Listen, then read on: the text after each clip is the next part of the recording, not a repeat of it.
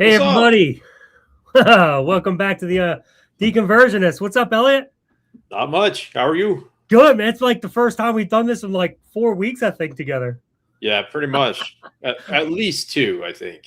Yeah, well, I think you were out for 2, and then I was out for 1. So I don't think we did it together. Was I out for 2? Yeah, you were out for 2, and then I was out for 1. Oh, that's right, because we switched days of the week. And Yeah. I unfortunately had a conflict on the second week because we switched. Right, So, exactly. But we're good now. We are. I mean, it's like I don't even know who you are anymore. I mean, I feel like, it's been so long. We need to like be friends again. I don't even know what happened, man. Yeah, well, hey, we could do totally new introductions to each other. Totally new, man. I'm like, who are you? Elliott, I'm a former Christian, but a Christian for 35 years. Blah blah blah. Wow, 35 years. Okay, great. That's really good, man. It's so good to meet you. It's like I've never met you before in my life. Wow, man, I tell you, 3 weeks is a long time. But anyway, in the meantime, we both had some really freaking awesome shows. I got to do a show with Jim Barrows. I got to do a show with Ember. You got to do a show with what's her name? Say it again. Felicia, yes, thank you, Felicia. And that show rocked. Oh my gosh, dude, I freaking loved it. I watched that back and I was just like, oh my gosh, it was so good. So yeah, so anyways, it turns out that sometimes when we're not together, good things happen. Well, yeah, we both got to see how much better the show is without ourselves. So maybe we can just turn it over to the people that subbed for us and we can move on with our lives. There you go. Going forward, the Deconversionists with Alan and Elliott without us there. That's perfect. Because you know what? While everybody else is going to be running the show, you and I are going to be focused on eternity, Elliott, because that's what matters. And is that what's on your mind tonight? Yes. I am very concerned that if I do not live for eternity, that my life will be a waste. A complete waste. Complete waste, Elliott. It's rather than making it more valuable. Yeah. I don't know, Elliott. Maybe you have some advice for me, because I'm thinking if I don't have some sort of eternal hope that I get to live for, I mean, what's there to live for? I don't even understand. Like, it's just completely pointless and wasted life. Maybe you have some advice for me. You should just end it right now. Yeah. It's like in the same way that I didn't bother eating breakfast this morning because I knew I would just have to eat lunch and dinner too. So like, what's the point? So I just gave up eating. Huh. Does that make sense? Yeah, total sense. That's the same sense that it makes to not bother living your life if you don't get eternity. Yeah, I see that. So keep living for eternity. That's the moral of the story. Is that the moral of the story? I mean, is that what we want to do? You know what the moral of this story might be? I'm trying to figure out why your lips aren't matte. It's like you're a Chinese movie right now. I'm trying to figure that out. I don't know if it's you or me. Oh, is there some lag? There was. I think we might have caught up. Say, is there some lag again? Is there some lag? No, but it was really fun to see you say that twice. Okay. So it might be because I've got this thing in the way, and I could be talking. You just don't know it. That is true. That could be it. But anyway, for what it's worth, there is no more lag. We are back on track. Thank goodness, because eternity is in the balance, Elliott. It is. If we do not have eternal life, we have nothing to live for. So the other half of that question is, do you even want eternal life? Wow. What a good question. I was just thinking about that today. Do I even want eternal life? What's that? I said, I bet you were. Yeah, I was. What was your conclusion? Do you want to live forever? My conclusion was, hell no. Hell no. Hell no. I actually do not want to live forever. I mean, like, all right, so for starters, what if it turned out, like, since we don't know anything about what eternal life would be like, what if it turned out to be freaking horrible? like the worst possible thing you can imagine, and you're stuck in that forever. That does not sound like something hopeful. I mean, everybody talks, Christians like to talk about Pascal's wager. It's better to, prepare for eternity, live for Jesus just in case, because, if you don't, then, you automatically have this worst case scenario. But if you do, at least there's a chance you got it right, But I mean, that's the problem with Pascal's wager, is it doesn't really work like that, because we don't really know what the afterlife is. We don't really know whether the God you're worshiping is the true God. Pascal's wager is based on a wager. Exactly that. It's like, you don't know. So it's all a bunch of guesswork. So, when you think about eternity, it's like, all right, maybe you want to bet on the eternity, but what if the eternity sucks? I don't want that. Maybe if it's really bad and it's from some demon type God that just loves evil all the time and wants nothing but the most abhorrent things to happen to people, which sounds a lot like Yahweh, then if that's what eternity is like, I think I'd rather be obliterated and no longer live forever. That's just my opinion. But what do you think? Well, you're kind of making the Christian's case for them in a way when you say that, because they would say you need to bet on the gospel, because if you are wrong and you get this terrible eternal future, that future is hell. So you're sentencing yourself to the terrible eternity that you were trying to avoid in the first place. Sure. And the other problem is that, we could make these wagers all day, whether we are going to go with Christianity or go with something else, and to try to avoid the eternity future that we don't want. But in the end, like, it's not up to us and our wager at all. It's either true or it's not true. And there's really nothing we can do about it. That is true. There's nothing we can do about it. But I mean, if it comes down to a preference, though, if we could pick it, like, would you pick the eternal future that you want, or are you against immortality just in general? I think now I am against it. I would not want to live forever anymore. Like, once upon a time I did, and to maybe go against your point and also make your point at the same time. Yes, the Christian would say that, yes, believe the gospel, or the alternative is, eternal suffering. But the problem with the wager is you actually don't know. Like there's no way you can possibly know what the future is. So you're wagering your eternal life on something that you think is good, because that's what you've decided in your mind is the good wager, but you really can't know. So since you can't know, it's not really a good wager. Like you're basing it on what you want it to be, but that doesn't mean what you're basing it on you want it to be is what it will be. You have no idea. So since we can't know, as you said, so from that perspective, I would say, I mean, to me, the 50-50, it's not that awesome. I mean, to do it forever and ever and ever, if it's this really like, what if hell, like this idea of the lake of fire and burning forever, the Christian hell that people talk about, what if that ends up being eternity for everybody, no matter what? I mean, since we don't know, what if that's the case? And if it is, would anybody want that? I imagine no. I'd rather just like cease to exist. I don't really want to live like that, being torn. I mean, think about eternity, dude. Like, just that thought, it's just like insane. But then if you think about the positive side of it, heaven, think about all the views that we have of heaven. They all suck. Like, they're boring as hell. They're mundane. There's nothing fun about them. It's like you're either singing choir choruses forever and ever, to Jesus, playing harps forever, playing sports that you never can fail at anymore. You're just perfect at everything. Like what? Or you're just this ethereal existence that has no mind. You just basically love God mindlessly because you're just ethereally just living. None of it makes any sense. None of it sounds fun. It's like, and if you are mindless and just living in this ethereal space, then it really doesn't matter anyway, because it's not like you're there and you're present and you have a personhood anymore. You're just doing what you're supposed to do and just, living for God the way he commands anyhow. And he's like, so I don't know. It's just like nothing about heaven sounds exciting.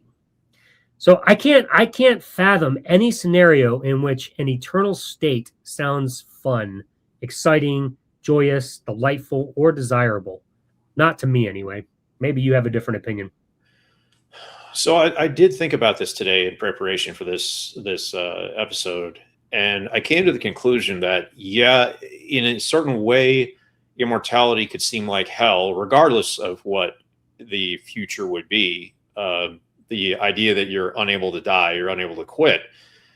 But if being annihilated or dying permanently is the other option, I suppose maybe I'd go against the grain here, and I'd say, yes, I would rather have immortality and live forever, because if I can live through one day and make it through the day and find it acceptable and not want to die, then I could probably make it through an infinite number of days, unless something goes terribly wrong with my perspective, I guess. If I don't want to die today, why would I want to die after 1,000 years? It's kind of like, if you can endure it and it's better than the alternative of not experiencing anything whatsoever, I suppose on balance, I probably would pick immortality. Now, if I ended up in some kind of weird reality where I was indeed suffering forever, obviously I would rather be annihilated. But to simply, say in the simplest terms, you're for or against the idea of immortality, I guess I would pick immortality, because the idea of not existing is just as hard to wrap the human brain around as the idea of an infinite reality. So you proposed the possibility of both there. You could end up being in this horrible, horrid state forever, or a good state forever, and you just don't know. So my question is for you, is the wager worth living for eternity if it's a 50-50 flip of the coin, that it could be absolutely horrible, the worst possible scenario for eternity that you can never, ever possibly escape, or a 50-50 chance that it could be eternal bliss, or you just die and don't have to take a chance either way, but you just don't ever remember it and it doesn't freaking matter. You live the best life you can now and then it's over. Like, is it worth it to you to take that 50-50 chance if you had it? Probably not. Probably not.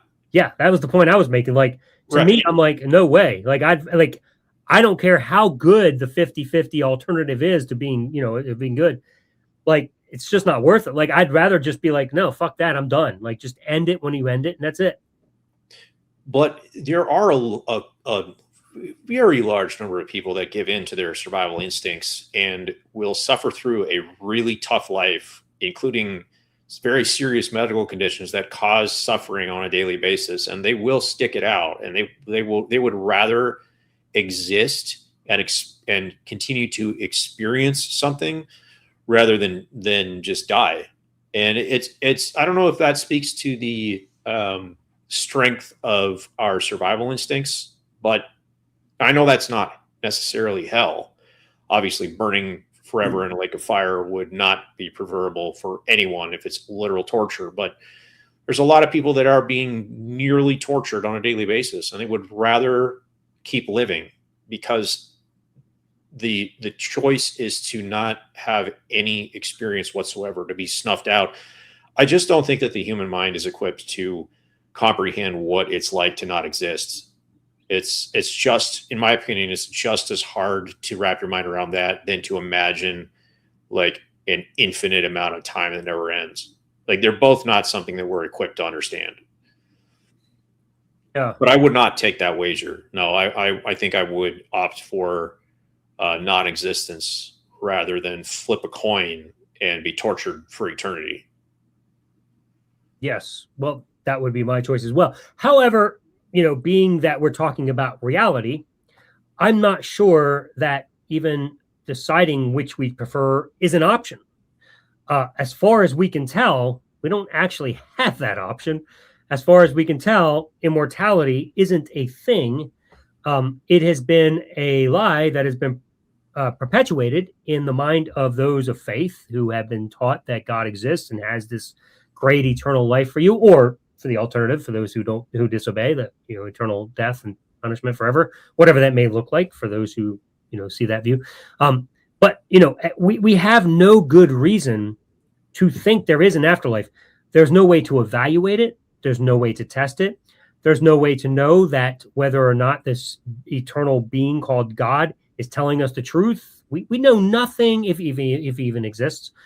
We know nothing about it. So my reason for titling this episode "Immortality is a Destructive Lie," while fun to discuss what we would prefer if we had the option, it's to actually discuss how pretty much everybody who lives for eternal life wastes their life here now, because their concern is only what matters for eternity rather than what matters for you now.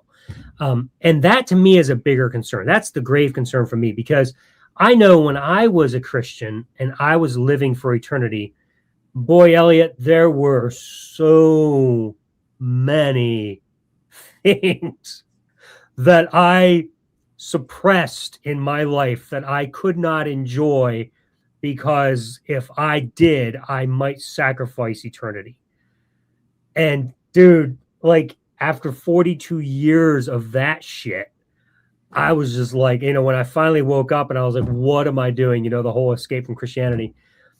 The things that I got to experience ever since being a Christian has just been awesome. Like just even knowing that if I wanted to experience stuff I haven't even experienced yet, that I can, and there's no eternal consequences for it. Like I can just do stuff because I want to do stuff.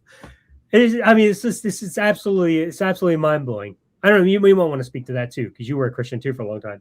Yeah, and it's interesting how we have very different perspectives on this and different experiences, because I don't really do anything differently now that I'm an atheist. I don't experience anything that I wasn't able to experience before. In fact, it's one of my arguments against Christianity is what I call the problem of Christians. And while you might think, well, that just speaks to the hypocrisy of Christians, it actually speaks to a lot more than that. Christians often give the excuse or the rationalization of, oh, you left Christianity because you just wanted to sin. And that implies that you weren't able to sin while you're a Christian, or at least you weren't able to do it guilt-free. But my claim is that people don't change almost at all when they're Christians versus not Christians. They do all exactly the same things that they would do if they weren't a Christian, or they continue to do the same things that they did before they were a Christian. Like, it really doesn't change a whole lot. Obviously, it changed a lot for you, but it didn't change at all for me. Like, all the things that you could classify as sin, where you might have that guilt, engaging in them as a Christian, like I might have stopped doing a lot of those things for a time as a Christian, especially when I had my big salvation experience when I was 33. But those things slowly drifted back anyway. And in the grand scheme of things, they weren't really a big deal in the first place. And that's why I think a lot of Christians just keep on doing them anyway. For example, let's take probably the big, the big three. One would be like so-called sexual sin. Another one would be consuming things that Christianity is supposed to be against, like getting drunk or doing drugs. And the third one would be like your speech, cursing. Like non-Christians are notorious for using foul language. Those are three things that Christians do at exactly the same rates as non-Christians. Like statistically, there's no difference. In fact, we often hear about the sexual immorality one in the news all the time. How many youth pastors or mainstream pastors are being caught engaging in some sort of sexual immorality, whether it's cheating on their wife, or it's sexual assaulting children, or it's getting caught in a gay affair when they're a Southern Baptist. They're supposed to be against that. Like, they get caught pretty regularly, and it makes the news quite often. Like, they're doing exactly the things that they claim that they shouldn't be doing. So the only thing that it might remove after leaving the faith would be the guilt aspect. And clearly the guilt that you might feel as a Christian is not enough to keep you from doing those things regularly. you still do them. So the guilt is kind of irrelevant. So I didn't leave Christianity so that I could start sinning or start sinning guilt-free. It would have had no bearing on my daily life, even at maybe not the height of my faith experience, but just in daily life, it just had no bearing. I would have done them anyway and felt guilty, or not felt guilty. It didn't matter. So is it too personal of a thing for you to get into what exactly you are experiencing now that you weren't able to as a Christian? Sure. No, that's fine. We can talk about it. So number one, just to clarify, because you had said that had no bearing on you leaving Christianity. You didn't leave to go sin. Neither did I. I'm not suggesting that I was like, man, I'm tired of this holy life. I'm going to go live a sinful life. That had no bearing whatsoever on my decision to become an atheist. Ever did it cross my mind that, boy, if I just wasn't a Christian, I could go sin and not feel guilty. That wasn't at all anything at all. My whole reason for leaving Christianity had literally to do with one thing. I had no good reason to believe that God existed anymore. That was it, period. No other reason. I didn't run to sin. I literally just ran from this belief system that had no grounds. So that was, simply said and done. Also, I also don't think sin is a thing. I think that was something invented by religion, especially Christianity, as it pervades the mind, and you are taught that certain things are sinful and you just can't do this stuff. If you do these things, then it's sinful. And it depends on what home you're raised in or what church you go to. Certain swear words are sin, or, some places believe playing cards are sin, or, God forbid you watch a porn flick, that's sin, whatever it may be. So all these things, and or you masturbate, to whatever, these types of things, these are sinful acts. And so they are condemned by God, because there's, when you no longer have that in that thought process infiltrating your mind, you don't think in those terms. You no longer are sitting around feeling guilty for things that you have no reason to feel guilty for. There are many things that are just natural to human nature that we were taught as Christians that are sinful. And so we carried around a lot of guilt and shame for doing those things. So, we already talked about the sexual ones. I can't tell you how many times for 42 years of my life, I lived in perpetual shame and guilt all the time. Every time I had a lustful thought, it was just beating myself up and constantly hurting, weeping. Ridiculous, dude. I can't even believe how many times I had to experience that. It was such a suppressing model, degrading myself for doing something that was just a human experience, but degrading myself to a point where I was a wicked, horrible, no good, rotten sinner, deserving of eternal punishment in hell, or whatever the eternal punishment was, just because I had a lustful thought. Freaking ridiculous. It is absolutely mindful. I don't understand why religion has made sexual issues such a sinful thing. I don't understand why they did that. It's so controlling. I can understand why they did it. It's a product of evolutionary psychology. If our prime directive is reproduction, that's what evolution has given us for our primary motivation. Therefore, it's going to be the most important thing. And sexual activity is what controls reproduction. And so the maximum amount of power that you can have over someone or over a population is to control sexual activity. And so we see religion most of the time wanting to keep sexual activity monogamous and within marriage and for the purposes of reproduction. And that makes 100% sense if you're putting it in the context of our prime directive being reproduction. So they're co-opting something from evolution, and they're taking it as their own, and they're saying, hey, this is the correct way by natural law or from God. And so you cannot deviate from this correct way. To do so is literally a crime against God, because God has given us sex for reproduction within marriage. So it makes perfect sense that they would want to control it and restrict it. And so anything that falls outside of that normative structure is going to be seen as some ultimate evil, worse than any other kind of sin that you can do, because you're perverting something that has been specifically designed by God for a very specific purpose. So it makes sense to me. Obviously, nature has like shown us that structure is not consistent. People have a lot of different sexual attributes that don't fall within that rubric. A large percentage of the population is homosexual. So clearly, according to nature, it's not deviant, but obviously religion is going to try to restrict it because it becomes a power game. Yeah. Well, and something you said earlier about even Christians continue to do things like sexual sin.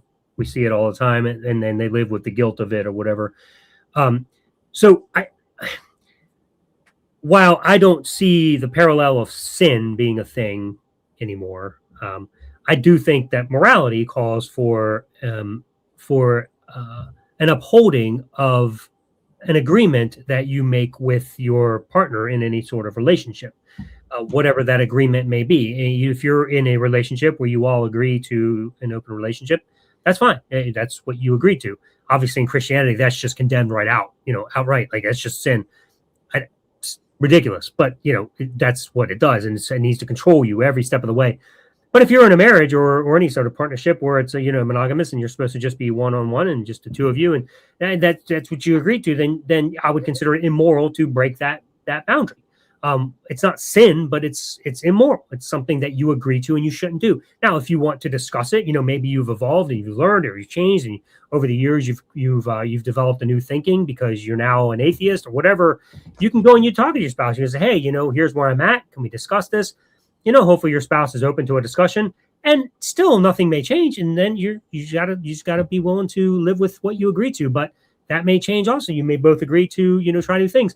But, sexuality is just a gigantic thing that Christianity has defined it as only one way, and it has to be this way. And if you break this boundary, and because of that, it's just infiltrated our minds so much. And I think it's permeated the minds of Americans, especially, so much, even, for non-Christians, that we just have come to believe this idea that, the only right way is to be married, to live with one, somebody of the opposite sex. And that's the only way. And then, even people who come out of Christianity, they're still stuck in this idea that, gay is wrong, whatever. And it's just, you just can't live with that. But, it's just, or multiple partners are wrong. So there's just so much to be said about that, and even there's a lot of views in Christianity that even teach that the whole purpose of being married in a relationship is to produce children. And if you're not doing that, then sex is, useless, as if you just can't have sex just to have sex. Like, right. There's a sect in that. It's just like, so yeah, I mean, one of the things that 42 years, and it makes me sad, like, I did not experience any form of intimacy sexually prior to being married. And so you're supposed to just like withhold this every step of the way and live pure. I even did the promise ring and the silver ring thing. I don't remember if you remember those back in the day. Yeah. Absolute horrible purity culture. It just sucks, dude. So I went through all that. And then on your wedding night, you're supposed to just flip the switch. And then just magically, you're just going to be good at sex and just do this thing. That didn't work for me, man. It didn't happen in our marriage. And it was very, very frustrating. So yeah, I mean, like, it absolutely is a horrid way to live. I think this idea, and unfortunately, sticking with our theme, eternal life is in the balance. Sexuality is one of these sins that could cost you your eternal life. Right. If you don't live right. So how old were you when you got married? I was 22. Oh, so it still happened early for you. I still got married early. Yeah, I mean, you started to have sex earlier. I mean, that's a whole story in itself, but not necessarily. No, there are a lot of couples that get married and sex just doesn't happen right away. No. Okay, but like that would have been, you said you didn't have sex until you got married, but it would have normally have happened for you at 22 when you got married. in theory, but that doesn't Gotcha. necessarily mean I had sex when I got married. No, I get that. So ironically for me, and I'm kind of bitter about this. So I didn't have sex until I got married. Well, until a couple of months before I got married, but I didn't get married until 35. So I like missed out on all of that for like the majority of my good years, all of my 20s. And if that's one thing that that religion did do that to me. And if I could have gone back, I would have done that obviously much, much differently. Like I had opportunities for having sex before I got married in my 20s, but like I purposefully avoided them because it was immoral. And, you know, it really puts you behind the curve later in life and you miss out on a lot of stuff. The frustrating thing is that I got married the same year I became an atheist. So there was no opportunity to actually go and do those things. Like I got married 6 months later. I left Christianity. Too late. I'm already married. Right. And now I'm locked into a monogamous relationship that I'm not going to violate anyway, even if I am an atheist. Correct. And that's another argument for against this. Oh, you left Christianity just so you could sin. No, because even as an atheist, I was not going to engage in like unmonogamous behavior. Like I'm locked in. No, so I still have that I guess you can call it morality. I can just call it ethics. Yeah. Or just caring about somebody. Yeah. No, and I'm with you, and I agree with that 100%. Like, and I don't even understand the Christian who thinks you need God to tell you that that's a good idea. Right. I don't get that. Like it's just a good idea if you want to have a healthy relation. Now, if you want to get divorced and go do your thing, you can do that. But like, as long as you're going to stay married, then you're doing the honorable thing. And that's the right thing to do. And I did not leave Christianity and become an atheist in order to experience that stuff. That was the point I was making. Like it had everything to do with me just not just realizing God doesn't exist. I have no reason to think he does. And now I'm free. And I'm like, holy crap, what have I been restricted from? So before I ended up in another relationship that I'm in now, I got to experience some stuff and it was great. Yeah. Now, aside from the sexual aspect, like what else in life have you been able to enjoy guilt-free now that you're out of Christianity? Yeah. So one of the things is not going to church every week. That is perfect. I mean, that's gigantic because that was a guilt thing. Like every time you don't go to church, even if you're on vacation, like you're called to go to the Lord's house, it's like that was gigantic for me. Not evangelizing is a big thing, not feeling the guilt of not sending someone to hell. Studying things that don't have to do with God, like evolution and, abiogenesis, how the world came about. Like that was stuff that was going to cause me to lose my faith in God. And so I had to just ignore that. Like science, the whole point of science is just to make you disregard God. That they're just evil. They don't, come to find out that's not the goal of science at all. It's not even in their agenda. It's like God isn't even part of it. Disproving God's not part of it. Like there's nothing about it there. It's just, they just present models and you learn things. You're just like, wow, I can actually see how the world works without it requiring me to question whether a God exists. But ultimately what it comes down to is if the evidence doesn't demonstrate that a God exists, why would you believe that? And yet that's what we did. I listened to it. And Yosef, we do see you behind the scenes here. We're going to bring you in just a minute. So turn your camera on so that we know you're there, and then we'll bring you back. We'll bring you in as soon as that's on here in just a second. So yeah, I mean, like I watched a debate today between two Christians debating about whether or not it's okay to evaluate other positions in the world, or if it's okay to question God. And like both of them pretty much arrived at the same conclusion that you cannot question your Christian faith. Like you're allowed to evaluate anything as long as it's within the parameters of that Christian faith. But as soon as you start questioning outside of that, that's where it's sin. And I was like, holy crap, this is what's wrong with the world. Like, yeah. That's the big thing that leaving Christianity has allowed me to do. That's not like related to sin. So I now am free to reevaluate all of my positions, whether they're social positions, political positions, or just logical ones. I can reevaluate the world, different aspects of the world. Like, for example, I've changed my entire opinion on like drug use.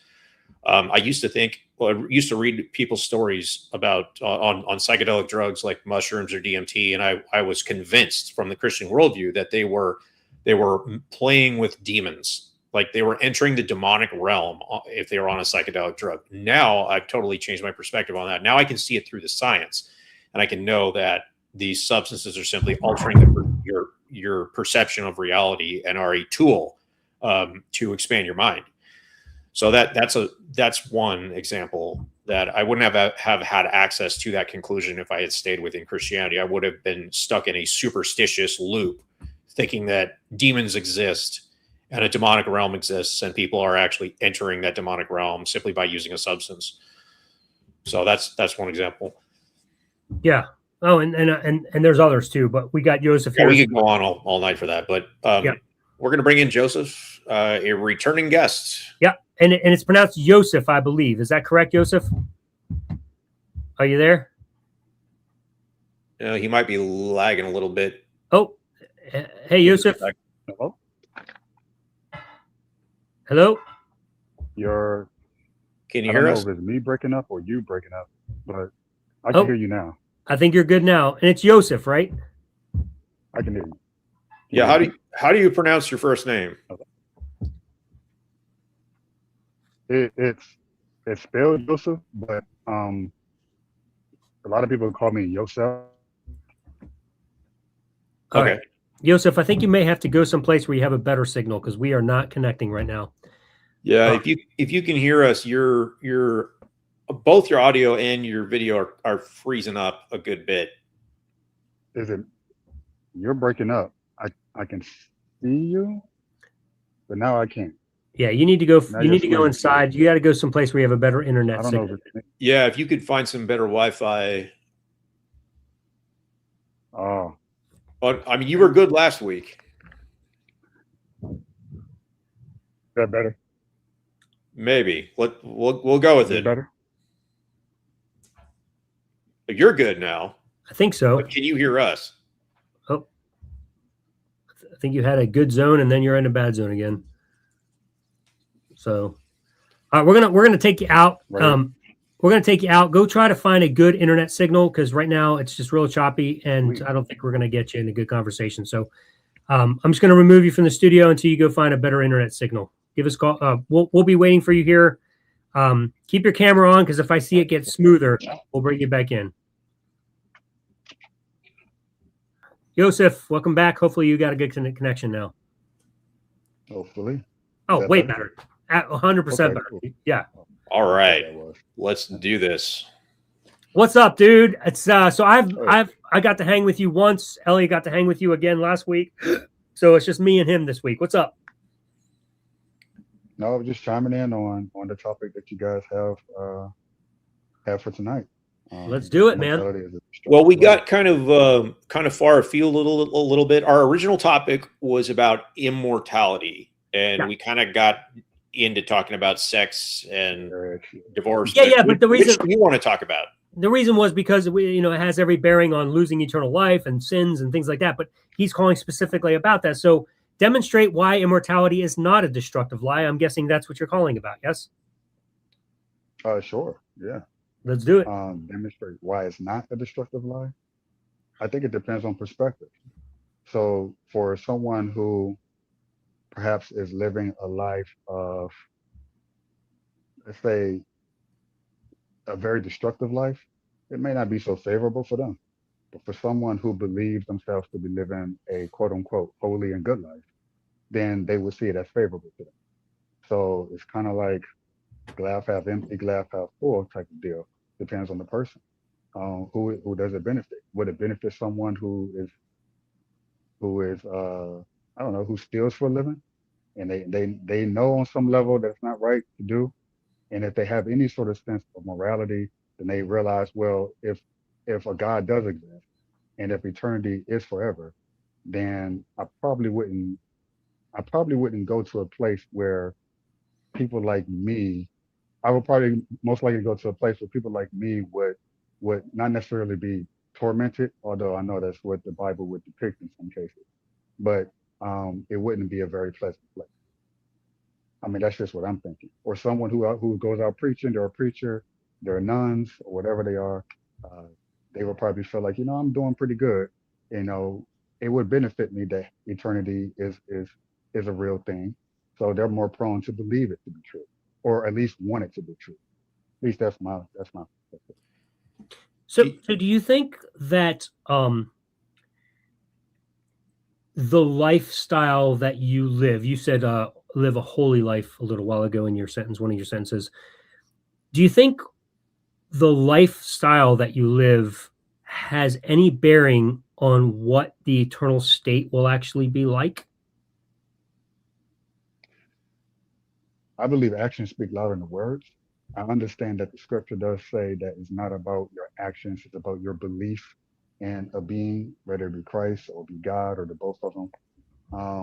Some would say that your actions have nothing to do with your eternal salvation. It's about your belief. But I would say that if you believe in something as a God of any sort, of a higher moral standard than the average human being, then to me, it would stand to me, actions will follow that belief. Just period. All right. So let me ask the question a different way. Do you think that what you believe has any bearing on what the eternal state actually is? Do I think what I believe has any bearing on what the eternal state actually is? So another way of asking that is, does belief determine reality? Absolutely not. Okay. That would be more so of a faith, but maybe faith and belief is interchangeable. But no, I could believe I can jump off a building and gravity doesn't exist. That doesn't mean gravity doesn't. So I'm not delusional in the sense that, oh well, anything I believe is true. A lot of people hold different beliefs that may or may not be true. Right. So that's what you're going off on. You're hoping that it's true. It's the Yeah. hope of it. So the question, since belief doesn't determine reality, we have to have something more grounded than belief to determine whether or not eternity or immortality is an actual thing. So my question to you is, you said that you believe there is eternal state and that actions will follow whatever, but what reasons do you have that immortality is a real thing? What convinced you? So there's the existential reason, but then there's the scientific reason to me, or the rational mind, which is when we look at reality and atoms and energy, they say energy never dies. And we know that to be true, that you can't take something and then it just disappears and just forever. Like it transfers in some state or form. Even water transfers in different states, from vapor to gases to solid to vapor, back and forth. So it never goes away. It just changes states and form. So if I'm going based off just what I can see with my physical reality, my material reality, and things around me it changes state, but it doesn't disappear into nothing. Then if I'm going off that, then reason would also say, well, then perhaps this version of myself is a sort of as a form, sort of like water is a form of is a liquid before it turns to gas, before it turns to solid.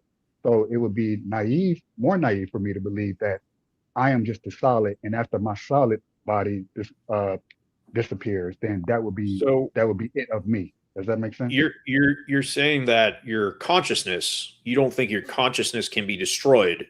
When you die, it simply changes its form.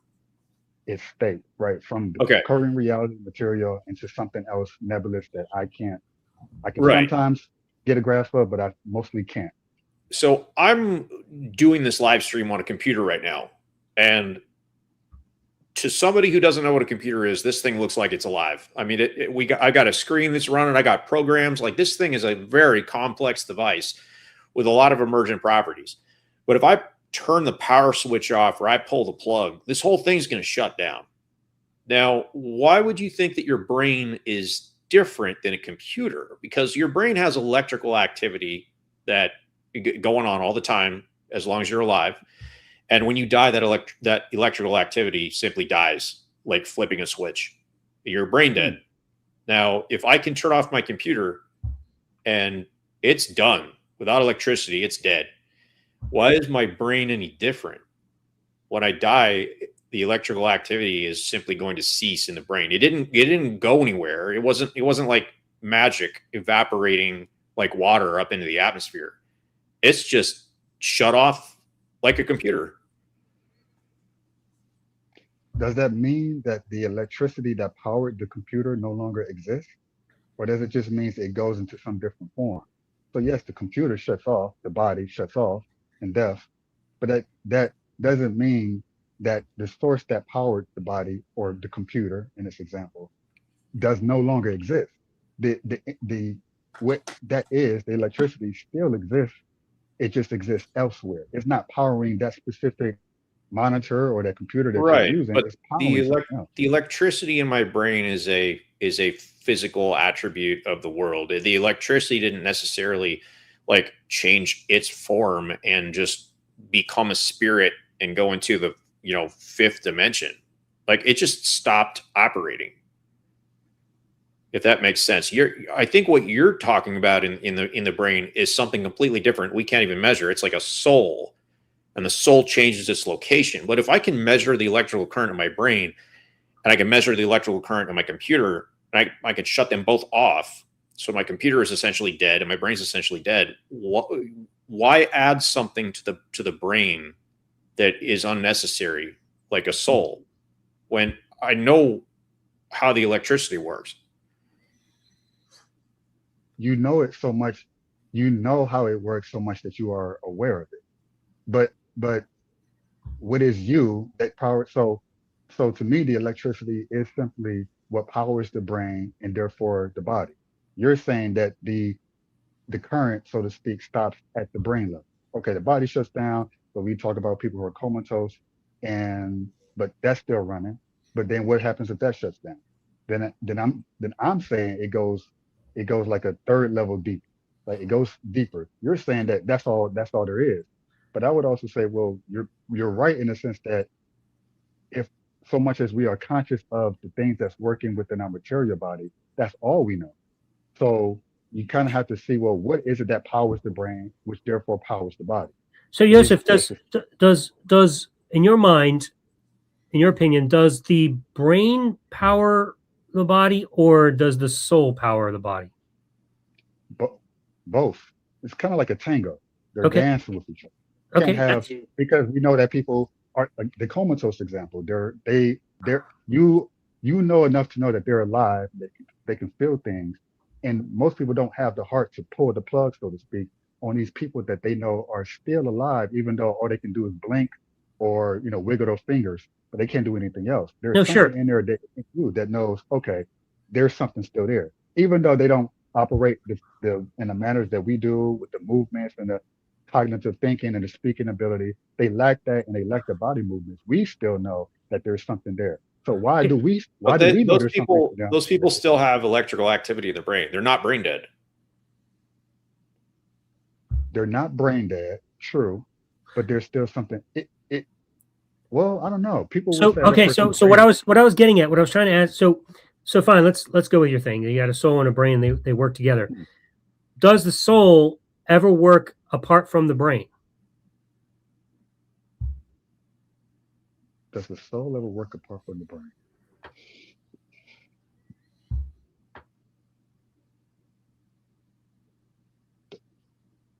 That's a good question. Can you remove the soul from the body and still have is the soul what the person is? Because we know that bodies die and they rot in the ground, and they're, for all practical purposes, non-existent. Are you saying that the soul is the real person and it goes somewhere else? That's exactly it. The soul, whatever that recognizes you, that you are who you are. So why can't the soul survive without the brain then? Why can't the soul survive without the brain? The soul does survive without the brain. So to ask it another way, why can't the soul cause the body to do things without the brain? Why can't the soul cause the body to do things without the brain? Why can't the soul? Why do we require bodies? No, hold on. Let's not go there yet. I just want to know why we require brains. That's what I'm trying to get at. You said the brain and the soul work in tango. And I'm saying, what we can observe is that the brain is essential to the body's functions. Once the brain shuts off, the body stops too. You're adding an element called the soul, and I'm asking you why the soul can't do the same thing the brain does. How come when you shut down the brain, the soul can't continue to make the body function? Why can't it act independently of the brain? Yes. Why does it need? Yeah. Why does it require the brain to function? What if the soul is the soul, like better or greater than the brain? Then why does the brain need soul in the first place? Correct. So I'm thinking about that. I love this question. It animates the body, it animates the brain, but why does the soul need the brain in the first place if the soul is greater than the brain itself? Like, is it possible, Joseph, that you are starting with an idea called a soul unnecessarily, and that you already have this idea that it's there and it animates the body, when in fact the brain does everything the soul does? Just take away the soul and everything still works the same. We have no reason to believe a soul exists, but we do have every reason to believe the brain makes the body function. Take away the soul, and I guess you could say that's like AI.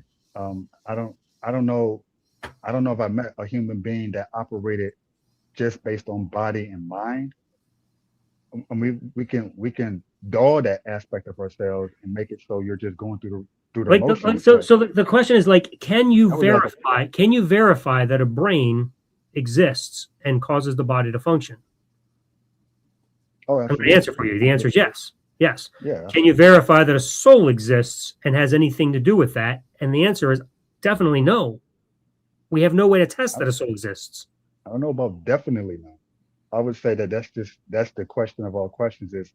It's hard for me to look at least at myself in the mirror or even someone else in the eyes and say, oh, that person is just having a bunch of neurons firing up in their brain. But it may be hard for you, but that what's hard to understand doesn't mean something is wrong or right or anything. What's hard has no bearing on what's true. So the thing is, what we do know is a brain functions and exists and causes the body to function and exist and move and do its thing. Not exist, but to move and do its thing. What I'm asking you is, so we can scientifically test through empirical data that a brain exists. What I'd like you to do is tell us what method we have to be able to test that a soul exists and functions in conjunction with a brain. I would say the things that are tied to our sense of morality. But then I would look at someone like a Hitler and say, well, where was his morality, right? But that's not a method to test it, because morality, when you look at morality, what people do can actually go multiple directions. We can say, oh, people did this action because their brains evolved to do that. People did this action because a soul caused them to do it. People did this action because they had a gun pointed to their head. Like, you can have all sorts of explanations as to why somebody does a moral act. That's not a method by which you can reliably test that a soul exists. You can't have some evidence. You can't just provide evidence that is consistent with your proposition. You need to have evidence that verifies your proposition. So just saying all these things that can work in conjunction with your soul idea, that's not helpful, because we have other explanations for those same things. I need something tangible that you can give us that we can test that a soul exists. Like, I don't know a way to test something that's immaterial like a soul. Like, how do we test that? What can you give me that we can use to actually test it and verify that it actually exists? I have to go back and let me try something different. So what makes us who we are as people? Now, my claim is that memory is what makes us who we are as people, because I can't do anything in the world without memory.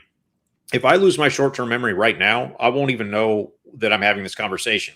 Like, I have to constantly be recalling the things that happened to me just in the last few minutes, We have short-term memory. We have long-term memory. My memories make me who I am because I can remember my past. If I took away all my memories, I would cease to exist as a person. Now, the problem with the soul comes in like this. We know where memories exist. Memories exist like inside the brain, because people that have brain damage lose their memories. People that like have epileptic seizures, they'll have tremendous holes in their memory. They'll forget things about their past selves. They'll lose their short-term memory. You do things to the brain and you damage the memory. So the memory has to exist inside the brain. Now, that means that the soul is not the keeper of memory. Now, if the soul isn't the keeper of memory, does not have memory of its own, if you separate the soul from the body, if it did exist, you would be losing the entirety of what makes you, you. Therefore, everything that makes you who you are is physically contained inside of your brain, apart from a soul. So when the brain shuts off, who you are ceases to exist, unless you have a second brain inside of your soul that's completely detached from your body. But that doesn't make sense, because like, if I damage your brain, you lose who you are. Therefore, I don't think that a soul can exist. So I think of that movie 50 First Dates with Adam Sandler. That's a good one. I think that's a good one. Hi, I'm Tom. She's like, who? Who are you? And I think the reason why we love that movie, and many of us love that movie to this day, is that even in spite of Drew and Barrymore's memory loss, the character she played, we still look at her. We don't say, well, she's not who she is. We can see she has a lot of personality. We lost you, man. Hold on. Yeah. Nope, we lost you, man. No, we can see you, but if you lost your AirPods, we might not be able to talk. All right, can you hear me now? You should. Yeah, you're good. Go ahead. Okay. So like I was saying, we can see that there's a lot of personality in this person, which is what Adam saw was so endearing about her, in spite of her not having recollection of the things that they've done in the past, and knowing that they won't have recollection of the things they do in the future. So, and that's just the material part of it. But there's something within us that made us, a lot of people love that movie, is because there's something more about her that makes her who she is, other than just her memory. So even though it brings her to. Well, that brings up two more problems, actually, because she would not have been able to live those short days without a short-term memory. And that is also contained within the brain. And also, we know that personality is directly linked to a physical brain, because we know that for the same reason that we know we can damage memories if we damage the brain. You can alter someone's personality by doing things physically to the brain itself. We've seen people that have sustained brain damage that they completely survived, and they're still able to live the same life, but their personalities were entirely different. So it's damaging the brain stole who they were, altered who they were, completely changed who they were. And if those things, your personality and your memories, aren't contained in your soul, then what good is the soul? Well, I would say the soul is those things in a normally functioning brain. What causes that person to have the personality is what I'm looking at. Is that is their personality, regardless if they have the material brain or not. Just so happens that the brain facilitates the means by which the material body is able to function. Now, I wish I could actually go back and on this video and reflect on the question on why do we need the soul in order to, and why have the brain at all? Why have that as essentially the middleman and not just the soul body? Or if the brain goes dead, then hey, everything should still be functioning because you got the soul, right? And the soul is supposed to be greater. Therefore the soul doesn't exist because the brain is not working. To me, I don't think that's a clear-cut logical conclusion, but I have to go back myself Well, with that very question. none of us are saying, that any of this means the soul doesn't exist. I think there's a good case to be made that the soul doesn't exist, but I mean, when it comes down to it, I don't think any of us can see the immaterial, invisible, supernatural stuff. Like, it's just, that's why we are agnostic atheists. We just don't see any good reason to believe these things, and so we don't just leap to conclusions and say, oh well, I can't think of any other reason, so I'm just going to pick something called the soul. We just don't do that. Like, we need some way to test whether what we're going to believe exists. We can test a brain, so it's empirically demonstrated. So we believe a brain exists, and it's been demonstrated to be triggered and show that it can create actions and move things and hold memories and even lose memories and still create the body to function in the way it does. So that's all fine because we can actually test it. So I have every good reason to believe a brain exists and in this material world and moves the body. I just don't see, and I think Elliott would agree with me, we just don't see any good reason to see or to test or to know that a soul exists. Like, even if we were to look at, even if all three of us were to agree 100% that there's got to be something more to this. What causes this conscience, right? It can't just be the brain. Like, even if we were all to say, yeah, what could it be? We have no idea. The one thing Elliott and I aren't willing to do is say, let's call it the soul and just make something up. Like, we're willing to say we don't know because we don't know. So even if there was something more, we would just say, hey, until we have more information, we're not going to draw a conclusion that it's this inanimate, immaterial thing we can't test, see, or study in any way, shape, or form, and just make something up just because we've been told that. So my question to you again is, why? What convinced you? What? We're not convinced. That's why we're staying with, hey, so far we know the brain exists, and even if there was more, we don't know what it is, so we're not going to draw a conclusion until we do have more information. You seem to have made the leap and said, oh, I know it's the soul. I want to know how you know that so that we can know that too. I'm going to say something that is a little, I mean, it's funny to me, but it may not be so funny to you in the audience, is that I want to know how I know that too. Because I'll tell you how you know that. It's called faith. And you've been indoctrinated to believe it. And you just like, well, faith. That's exactly the reason. No, it wasn't indoctrination at all. It was I was not atheist, but I had just had apathy towards the whole idea.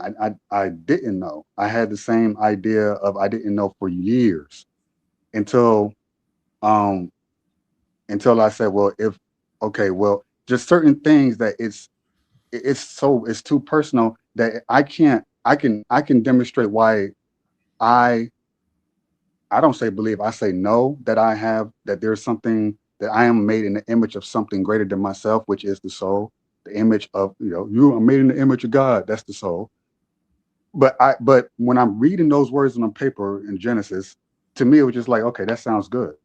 I wish that was the case. That's the way I felt about it until certain things in my own life demonstrated like, oh, okay, that's so okay. So I'm more than just the brains and the neurons and everything electrical things firing off and my body animated. It's something else there.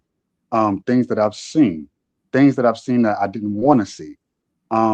Choosing to believe in some of the testimonials of people, for example, hospice nurses.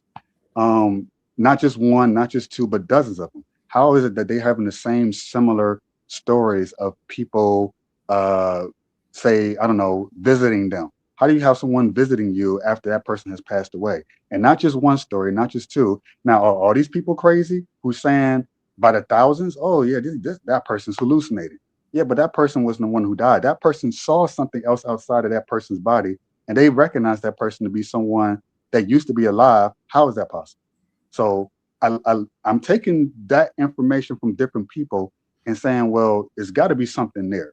I'm not saying that's definitive proof, but it would be rather rude of me to say, oh, these people are just delusional, or they want to see something there to exist. Some of these people aren't even believers in God themselves. Some of them even doctors. They're just very scientific minded, and they experience something to the point where, listen, I can't explain this, but this is what I saw, and I don't even believe in a God.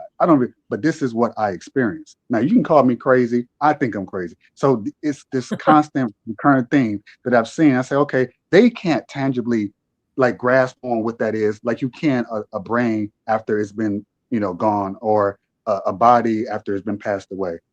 If they can't do it, then, and these are people who don't believe in God, you would say, well, you believe in God, you should be. I can't, and that's the truth. I wish I could be like, this is the hardcore proof right here in front of your face. Here you go, Alan. Here you go, Elliott. This is the proof. It's tangible, but it's not.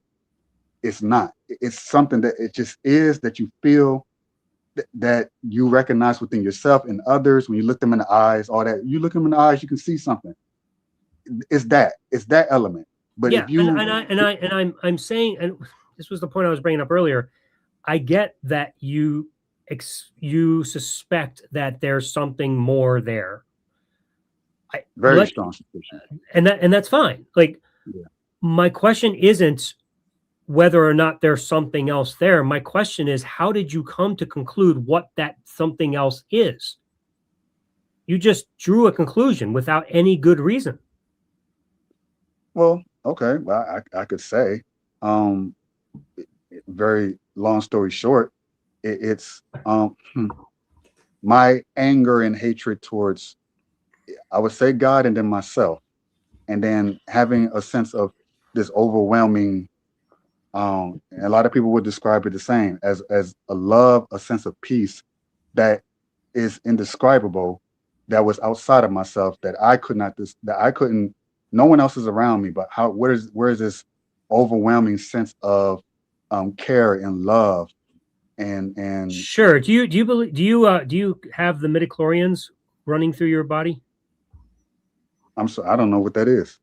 Oh, the midichlorians are what enable the Force in Star Wars, and the midichlorians cause people in Star Wars to use the Force to feel all the same types of feelings that you have just described, and they can tap into the Force and experience the same exact things you've described throughout this whole evening. So my question is, what makes your conclusion that it's a soul versus their conclusion that it's the Force? And before you say, well, that's just a fiction story, let me tell you, there are people in England, there are thousands of people in England that have developed a cult around the Force that actually believe this shit and think that this is real.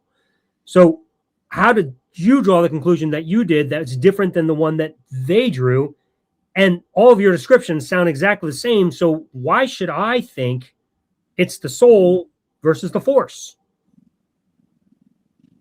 I don't know if it's the soul versus the Force. It's kind of like someone who says that's a tomato. No, that's a tomato. Oh, okay. So when you're calling the source, it's just as easy. It's the same thing as the Force. It can be. Really? Because that's a fiction story. You know that, right? Well, I mean, I would say, well, where did they get the idea of a force from? Like this power that they're emitting from themselves to someone else. Okay, that's not something that just comes out of a vacuum. I mean, we're creative beings, but we're not. A lot of the stuff. But you know that the Force and the soul are distinct in one big way. The soul is what makes up who you are, in a sense. The Force is external to you, and you use it for certain things. So if you're saying they could be the same thing, you're going to run into a problem, because now you're saying contradictory ideas. The Force is not part of who you are. It is something you use. So is it the Force or is it the soul? My point in bringing this up is, once again, all you've been able to say tonight is, well, it's got to be something more. And you've just decided it's this thing. It's the soul. And it could be the Force because it sounds good too. Well, maybe it would be a better analogy to simply compare the Force to God, because God is an external force and created the soul. So if you want to use God as the universal love versus feeling feelings through the Force, I suppose you might have a case if you wanted to compare that. I mean, yeah. I mean, I guess, but then now we're down to, how did you conclude that something that brought the being is God? Like, you just. I guess my what I would leave you with is, you can't have a Force without the soul. Well, if I can explain everything about who I am by studying the brain, and I'm confident in that, then I would say that on balance, if we're going by probabilities, it's a high probability that the idea of the soul was simply made up by people to explain something that they didn't understand at the time. Similar to how they thought the earth was flat until we found out, oh, actually it's round, and actually it's not what we thought. So like sort of like that was their understanding at the time, but you're saying, hey, it might not even be that after all. Just like a lot of things we thought might not be like that after all.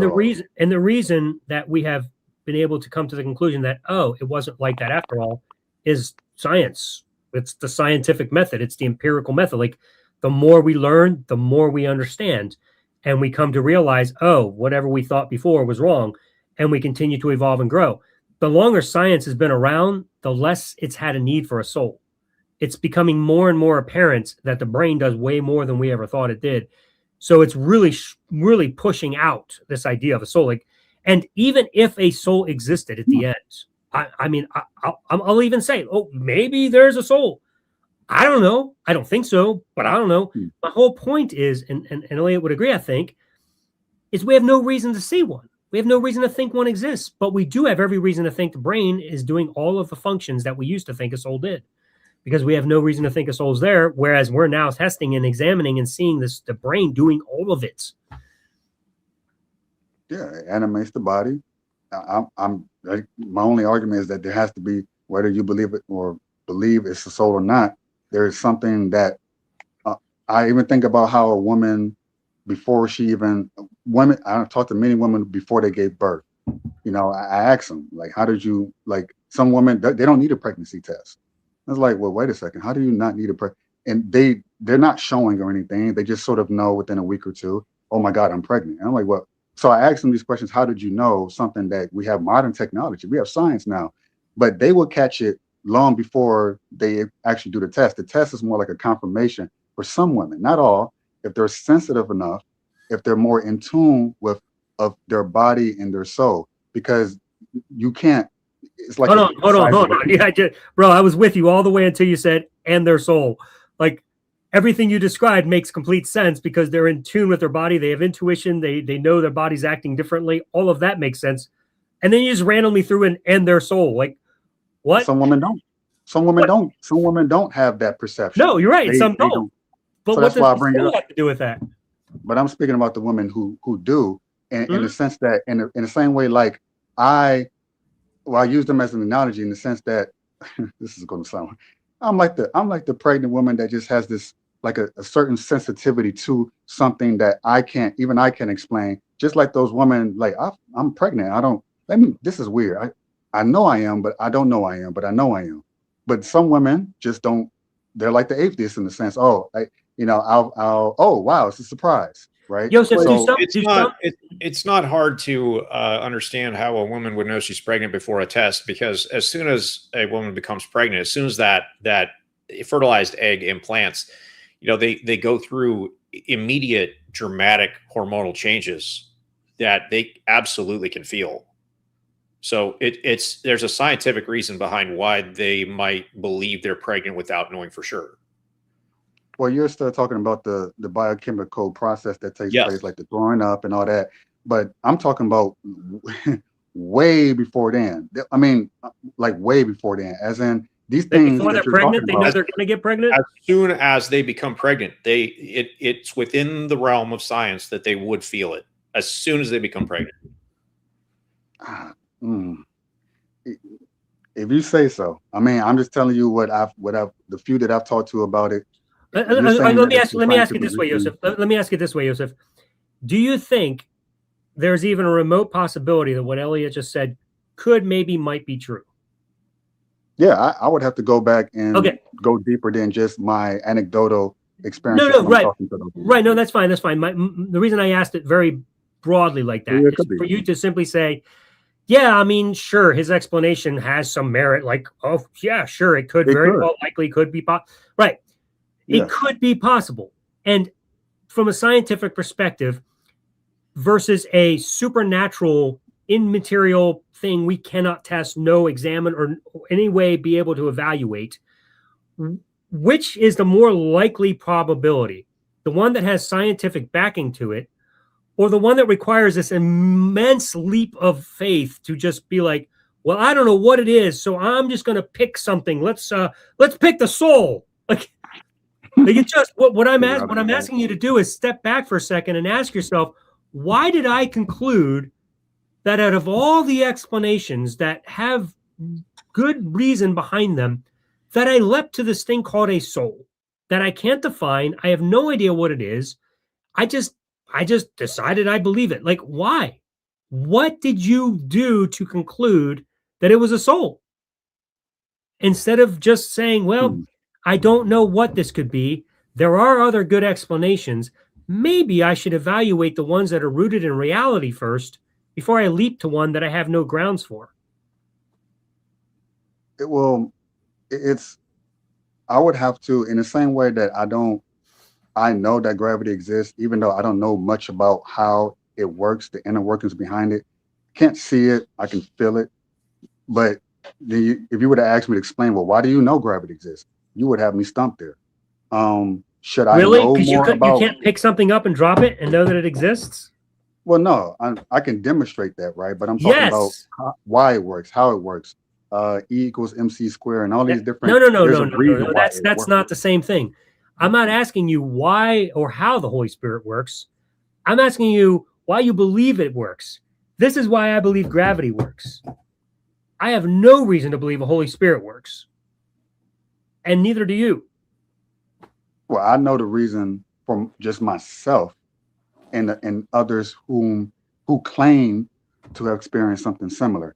And it's just uniquely personal. It's not a uniform. It's not as uniform as, say, you taking the phone and dropping it. I wish it was as easy as, oh, we can see a soul exists. Here's the phone, drop, right? Oh, that's a soul, right? But that's just my point, is what is the method? It doesn't have to be the empirical method. I'm not asking you to give me the scientific way that you prove the Holy Spirit exists or that a soul exists. Because I know you can't demonstrate it that way. So I'm not asking you to demonstrate it that way. I'm asking you to give me the method that you used to determine that it does in fact exist, so that we can also test it and see whether it exists. That's all I'm asking you for. Because if you don't have a method by which you can determine it exists and demonstrate it to us, you can't know it exists. Would it be fair to say that it's a really, really strong feeling? You're very intense. It will be, but I understand feelings cannot be the basis in some cases of proof. In fact, it can be in the absence of proof. It can be. I'm aware of that. I'm so aware of that. I can even, you say the proof, I can give you a very personal example of me having a dream of my sister. You say, well, she has since passed away 2 years ago, but you would say, well, that's just you wanting to dream about her. I haven't thought about her in a long time. Oh, well, that's your memories of her. Yeah, but she's doing certain things that it just, if I don't believe I have a soul, then there's something else out there that maybe she has that is outside of her body that lets me know that she's okay. So up on me, long story short, up on me waking up from said dream, what would then make me cry if it's just me having memories? It goes beyond just a memory of something. And I don't know how to tangibly this is concrete. Me telling you a dream of something I had, oh, that's not evidence for me. And I agree. It's not. It's evidence for me, but it's not evidence for you. It's more like I'm an example of what that evidence looks like for me, so that you may find that evidence for you. Because the evidence is going to be your own personal phone dropping to the floor. Your own, it's going to be that's not objective, but it can be. Because if a lot of other people. I understand, because my father died exactly 1 year ago, and I had a dream about him this year after he died. And in the dream, I was surprised to see him, and I said to him, "What are you doing here? You're supposed to be dead." Now, I can wake up and take that as a sign that he's still alive somewhere out there, but I didn't, because crazy things happen in dreams. We have tremendous past precedent for having remarkable, physically impossible things happen in our dreams. And whenever we wake up the next morning, we always just take them as just a dream. But then when it comes time for it to be a deceased family member, then we're supposed to take it as some kind of a sign. Like, why wouldn't we judge that dream by the same method that we judged all the ones where we're flying or we're in space? It's just a dream. I think I would be an irrational person if I automatically assumed that my dad was still alive somewhere in a different dimension. But what if you, in asking that question and him showing himself to you like that, and you asking that question in the dream, what if that in itself is him trying to show you proof that, hey, I'm alive? But because you're asking that question, and you say, well, whatever, that's one of many dreams that most of us have. Why this one's so specific? And even the fact that you point to that specific dream means that your brain, you could say, well, brain caused these dreams, and that's true, right? There's a lot of scientific proof that things that you eat, or stuff that you smoke, things you drink can cause certain dreams to come true. But then there are certain dreams that goes beyond your understanding as to why does this one stand out? Because now it goes beyond just the brain having a dream, which is true, and it goes to something with like something now other than your brain recognize it as something more than just the brain producing a dream. Does that make sense? That would be true, except that's not how I took it. And obviously this is going to be very, very subjective interpretations because these are happening to us as individuals. Now, I can use the same analogy for God, like God answering prayer. If I ask God for help and, he helps me, in order for me to use that as proof that God exists, I would have to recognize that help as being from God. If I don't recognize it and I just think it was some random stranger helping me, then it doesn't actually help in proving God if I don't personally recognize it. So if I have a dream about my father and the next morning I don't think anything of it, it doesn't matter if that's actually him trying to show me that he is still alive somewhere if I don't take it that way. And I didn't take it that way. So him giving me that message is useless unless it's done in a way that I'm going to recognize it. And I didn't recognize it.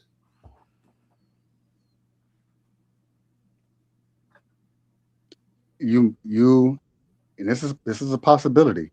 Some of us have had, at least myself, have had dreams that I've had before that I didn't understand until years later. And it can be as simple as your dad just showing up and you asking that simple question. It could be 10 years, 20 years from now. And it could suddenly hit you and it could surprise you. Oh, that dream that I thought was nonsense. It was just like, that's weird. And then it goes to the back of your mind and then it hits you all of a sudden. It could be that way for you. I'm not saying it will, but I can say it's been that way for me. Dreams that I've had that, to me, that's just immaterial. That's okay, that was a dream. And it's So my question for you is why, what about these dreams and your conclusions of these dreams demand that a soul be behind any of it?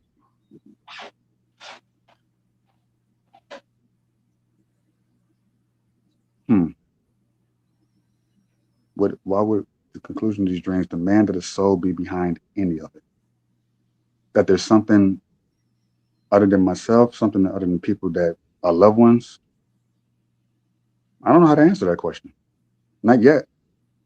But when I do have the answer, hopefully I get back to you with it myself. Okay, yeah, because you may have heard of Occam's razor, right? Have you ever heard of that?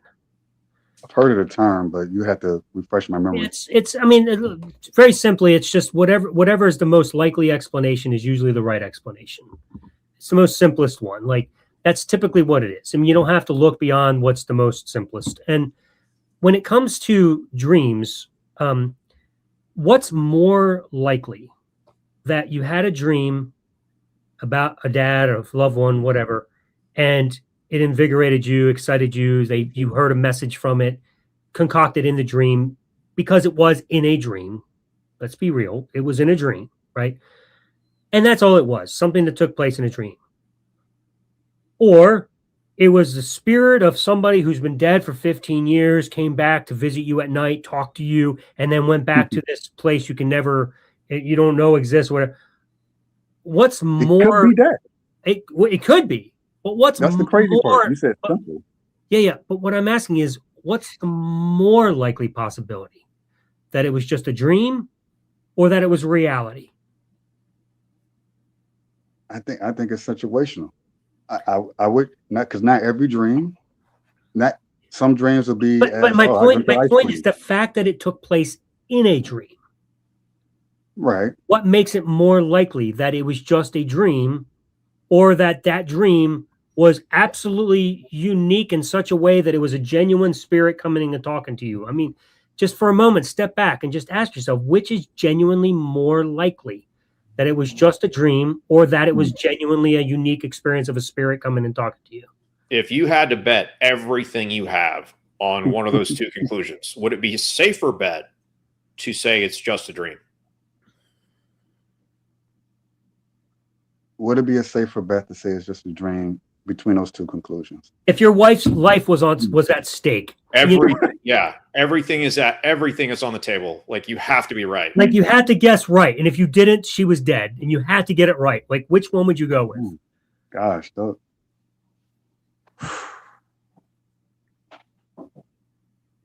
my goodness, that question is pretty loaded, because that's a heavy stake. It depends on the nature of the dream. I mean, if it was about ice cream, it's still a dream. It's like, no matter how you define it, no matter how many times you say it's the nature of the dream, it's still a dream. It can be a dream. True. It can be a dream that has supernatural beings in it. It can be a dream that has dragons in it. It can be a dream that has me in it, which would just be really fucking weird. But it could be any type of dream at all. You can define it any way you want. The whole point is, it's still, the word dream is in it. It's still a dream. So which is the most likely possibility? That it was just a dream that has something crazy that happened, or it's reality? Like, what? Which is the most likely? I mean, you still got to keep in mind that it's a dream. Let me keep reminding you of that. I agree, and I would just point to, and I think this is why my father named me Joseph. It's the Joseph in the Bible. And I know you guys already know that probably better than I do. Him having this dream about these two people, I'm like, I would assume he's thinking that's odd, But before that, he dreamt that he was going to be this second in command, or this prince of some sort. Yes, let's assume for a minute. Let's assume for a minute, just for a minute, that that's a fake story, that it's not real. Let's assume for a minute that the only dreams we're talking about are yours. Joseph, I know you want to say it's more likely that it's just a dream, but there's something stopping you from going there. I want to so badly lean on one side or the other, but I know how to differentiate when something is just a dream and it's like, okay, that was, whatever, ice cream or some random thing I was thinking about and it came in my memory, showed up. But then there's this that's just like, whoa. All right, so I'll tell you what, let's do this, because we have another guest. We have another guest, so let's do this. Let's have you come back on the show, because I love talking to you. You're welcome back anytime, always. Go and do me two favors. One, I want you to go and study dreams and how they work, and whether or not something that you experienced can actually be explained scientifically. Or if the only possibility is that you saw your dad in a dream. I don't remember what yours was. His sister. Dad. Your sister, yeah. Sorry. Yeah. Or if the only possibility is that a soul of your sister came and talked to you, like, go and just study dreams. Like, because I'm guessing you probably haven't done a lot of research on how dreams work. Because I guarantee you there's some scientific explanation behind this. I'll just leave on this point. I haven't done a whole lot of, I've done some curiosity research, but not deep dive, which I will do. But it's because, and it's not just my dreams. Let's just say I have some things, I've dreamt of some things of other people that I should not have known. And I don't know these people, Adam from Eve. And I would tell them, sometimes in trepidation, because it sounds crazy what I'm about to tell you. Hey, this is what I saw. Don't be creeped out by this. And then years has passed, and then this certain thing take place. You know what? I'm sorry. I'll give you one example, just real quick. There's this guy that a drummer at a church that I went to a few years ago. We barely exchanged names. And he was a pretty decent guy. Had a wife that was just about to have a newborn baby, and that was all. That was all I knew about this guy. And so I would say maybe 2 or 3 months after having met him, I'm only going to church every so often, not often. Hello and goodbye is the most of my correspondence with him. I have this dream about this man, and I'm confused about this sense because I don't know him other than hello and goodbye, nice to meet you, pleasantries. And I had this full blown dream about this me and this moving truck, me and him in the moving truck. We're moving things in and out, and next thing you know, I see this big giant. I mean, I get goosebumps thinking about it, but see, I can't tangibly tell you what that is, but just thinking about it, a massive bright light and the stereotypical angel that you might see on television with the wings and everything. And I could delineate that it was of a male presence, like a male angel helping us move things in and out of this truck. So it was just extremely comforting, like everything's going to be all right. And I woke up out of the dream thinking, what the hell did I have that dream for about this stranger that I do not know? So I sat on this dream for about 2 weeks thinking, this is weird. That's weird. You're going to somebody telling somebody about themselves, or you think that it's about them. To me, it's just a dream. So I decided, okay, I'm going to take the lead. I'm going to tell them about this. And then I tell them in detail. And I still have the Facebook message I sent them to this day from years ago as proof that I'm not crazy. And he goes, oh my God, how did you know? I said, how did I know what? Yeah, me and my wife, we were in the process of moving. We're having a lot of trouble signing papers and all this. It's just a lot going on, and we're struggling. And we were praying about this, trying to ask God, can He help us get through this moving process? So what I saw was an impossible situation. If it was, you could say it's just a dream, but and if it's attached to me, I would say, yeah, it's possible it was just my dream. But how am I able to have a dream about someone else and tell them about themselves in a way that I could not have known? So that's why I say, yes, there are times where dreams are just dreams or dreams. And they're dreams, but they can be influenced in ways that I still don't know. But that is an experience, a tangible experience for me, and me telling that story of what a dream means beyond just oh, we all have dreams, whoop-de-doo-de-doo-de-doo. So I hope that that gives some insight as to your question, Alan. I know it's not a lot, but that's all I got. You know, that's just one example of outside of myself. This is impossible for me to know. I think that's a very fascinating story. And my only question to you once again is, what does any of that have to do with the soul? Like, can't that be possible in the natural realm without it having to require a soul? That's you have to explain to me how that's possible. Why can't it be possible? I mean, me not knowing him at all, just not asking any probing questions. Again, doesn't matter. Just because you don't have a good explanation doesn't mean you get to make one up. Like, I'm agreeing that that's a wacky situation, and maybe we'll never have an explanation. But just saying, well, since I can't figure out what else it could be, I'm going to say it had to be a Holy Spirit. Like, that's just making stuff up. His soul, or whatever, his consciousness, you can forget about soul, his consciousness going out and his prayers and his belief that God exists, whether he exists or not. And then me somehow receiving that from many miles away to a person that we don't know each other, and we still don't. The thing about dreams is that they tend to take place with things you know that you've encountered in the past that you don't even know really well. Sometimes it's like the latest show you watched or whatever. It's not something that requires a whole lot of knowledge about it. In fact, one of my questions in regards to this dream would be, do you remember what you were going through the night you had that dream? I was closer to God at that point than I am now. So I was more in tune. I don't mean broadly. Yeah. I mean, like, specifically that day. Do you remember? No, not that day. No. Okay. So it's hard to evaluate what actually was going on in that dream because you can't remember, and you have no way of evaluating it because you don't recall, and you can't live it again. You can't recall what actually happened.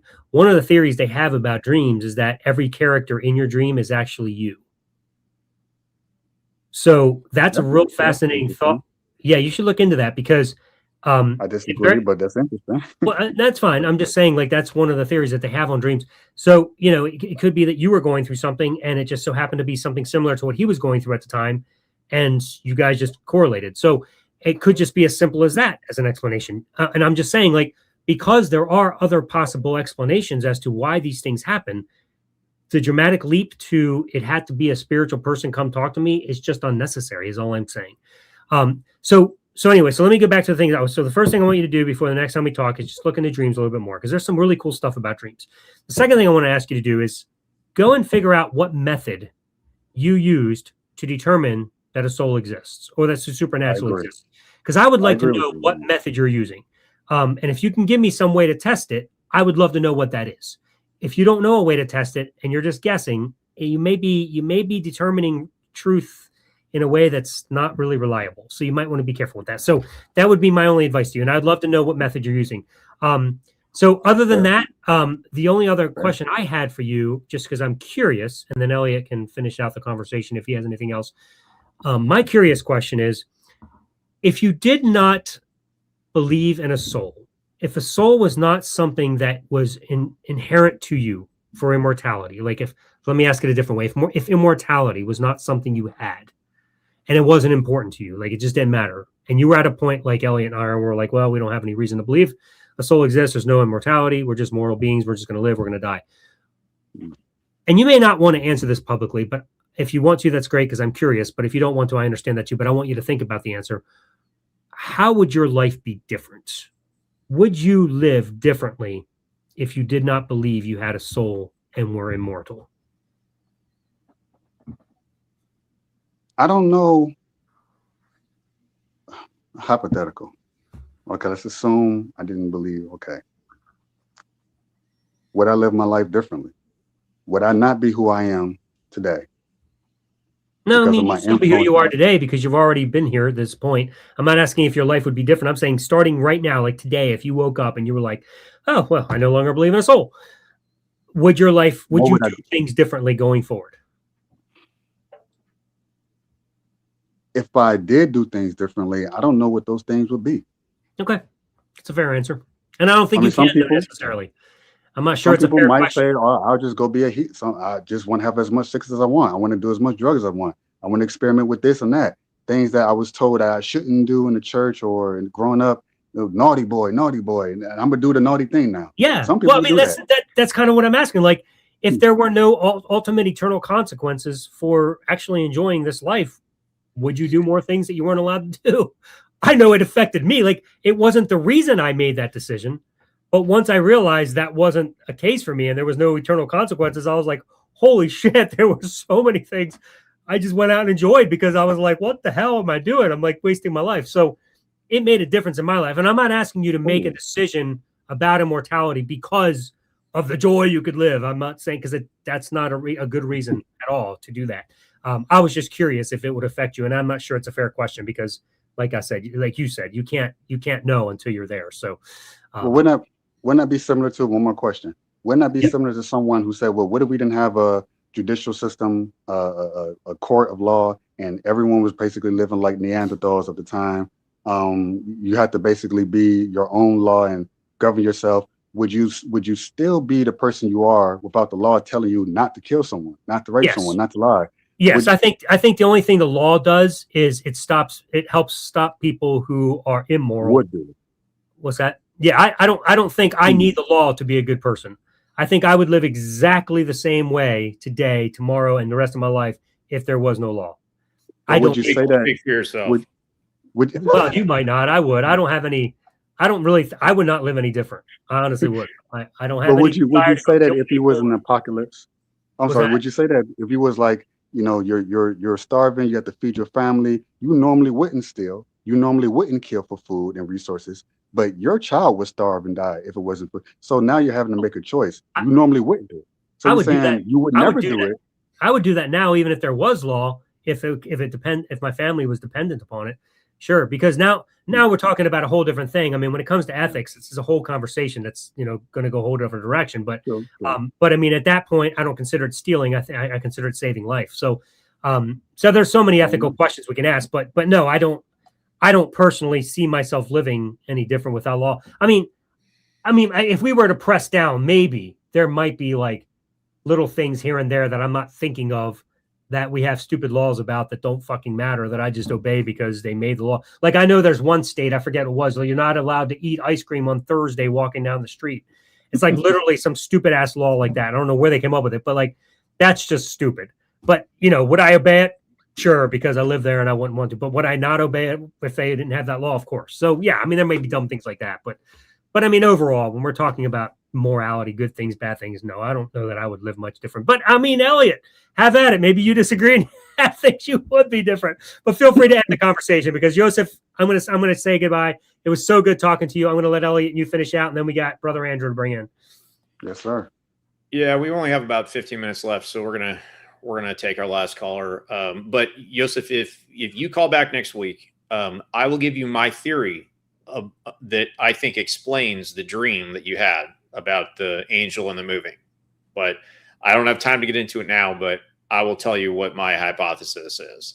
So anyhow, thank you so much for calling in tonight, and you take care. We'll probably see you next week. Good times, man. All right, Brother Andrew. What's up, my man? Dude, Welcome it's good back. to see. It's good to see you're not driving this time. No, I'll finish tonight. Yeah, all is well. How y'all doing tonight? Good. We are good enough to talk to you. That's good. That's good. Interesting conversation going on. Last week you may not have realized. You probably didn't. I called in. You were talking about the book of Job and this and that. And I thought about what we were talking about after we got off, and we sort of reenacted the book of Job. And you probably didn't think about it that way. But, I played the part of the guy, the young person that comes in later, Elihu. God played God, did a great job. You, and I don't mean this personally, but you played the part of Job's wife. And the Christians played the part of the three guys that come to visit him. Because they kept saying that the Christian that called in before me, the usual Christian response to the book of Job is that he must have done something, right? He did that. And that's exactly what the three visitors said to Job. They said, you must have done something that you didn't know about. And they just went on and on about that. And that's basically what the Christian response is to the book of Job. But the young visitor comes in later, and God reaffirms this. He says, you weren't there when I created all this. You weren't there. I was alone. And basically God says, why are you questioning me? This is none of your business. And that's really the whole book of Job, is to tell you that these things are not for you to think about. Why you're concerned about the things that happened to Job, the bad, what we call bad things, why the bad things happen to good people. God, in the book of Job, God's answer is, don't worry about it. It's none of your business. And that's hard for people they don't like that answer. Whether what side of the fence you fall on, people don't like that answer. Well, you know why they don't like the answer is because if your God does exist and created us this way, he gave us brains to evaluate himself and our environment. And so he gave us the ability to do that. So we're going to do that. We have the ability to question God. Why? Why would he give us the ability to question him? Because everything that we know about the world or about God, we have to judge it to be true, false, moral, or immoral by definition. So I look at the book of Job, just a story. That's the point. You're not supposed to judge it. You're not supposed to judge anything. If we weren't supposed to, we wouldn't have the ability. But you don't have the ability. This is also what I was trying to say to you. I do, because I'm doing it. I must have the ability. Yeah, but those are not your thoughts that are informing your decisions that are making your judgment. So those are not your thoughts.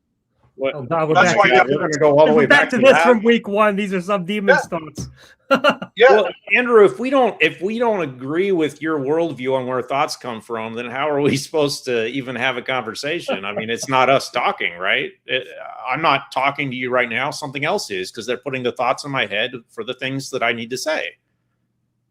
Well, you said something earlier that might help flush out. You said you were talking about when I first got on. You were talking about how you wish that you would have had maybe more experiences or more sexual experiences, or wish you would have done things differently. But what I'm trying to say is, if you turn back the time and all the other variables are the same, you cannot make a different choice. Now you're talking about changing the variables, and you're saying, well, I wish I wasn't raised a Christian and this and that. Okay, but you're changing the variables. But if everything else is the same and you turn back the clock, you cannot make a different decision. But the entire premise of my claim was being a different person and going back in time. Of course, I'm changing the variables. That's the whole point. Yeah, our society is so filled with Christianness. You may have acted the same way. You may have. Not if it's me, my current me, going back in time and doing it over. That's the whole point. But you're changing the variables, so that's a whole other conversation. Well, by going back in time, I'd be changing the variables just by doing that. They're going to change no matter what. No, if you want to have a thought experiment and say, I want to go back in time exactly 1 year, you don't have to change the variables. What I'm saying is, if everything else is the same, you're the same person. It's just 1 year ago. You cannot make different choices. That's not the scenario that I was describing, though. Yeah, I know that. I'm just throwing a twist into it. I know that you were saying that the variables would have been different. If I turned back the clock and did nothing else but just turn the clock back, of course things would play out exactly the same way. But the whole point of this is, if I can go back into time, the me right here could go back into time and do it over. He would do it differently. I mean, the whole point of this scenario is that the entirety of the universe would be different at that point. Like, so, I mean, how are we even going to evaluate that? Because nothing would be the same. Elliott would be a different person. I would be a different person. You would be, maybe God doesn't exist in that scenario. I mean, like, the whole thing becomes different because we're not remotely, we're just rewinding. We're adding new variables. It's right. About whether you could go back in time and have the choice to do things differently. Would you do things differently? Not that you're time traveling and just living it all over again. No, I'm talking about if you had the option, you could go back and change something. That's the entire premise. You don't have the choice. You're proving, by what you guys are saying, you're proving what I'm telling you. You have to change the variables in order to make a different choice. What's what we're saying? We are changing the variables. Exactly. Because that proves that it's the variables that are making your decisions for you, not you. Yeah. Sure. I mean, we're not debating that. We're saying we're different, that we would be different if we change the variables. Yeah, but you have to take that one step further. It's the variables that are making your decisions for you. They did at the time. That's fine. They had every influence on us. Yes. So are you last week you'd said you wanted to discuss free will. So is this a free will argument? Like, do you think that free will is a thing, or that it's all determinate? Like the variables would determine what happens? Yeah, it's determined. And it's incompatible with free will. Well, then we have something in common. Yeah, no disagreement there, man. Okay. I'm on your side. Me too. Okay. Because you can lie on the different points of view in your belief system and still have there are plenty of like agnostics and atheists who believe in free will, and plenty of religious types who they're almost exclusively going to be free will type people, the religious type people, almost exclusively. Right. But you might find some that are. I side with Schopenhauer. You can do what you will, but you cannot will what you will. Okay, that's good. That's good.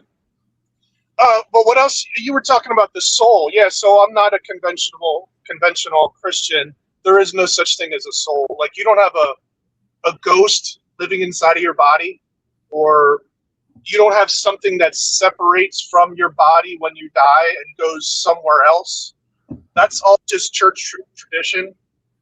And it's really, that I argue against the Trinity all the time. That's kind of like my thing.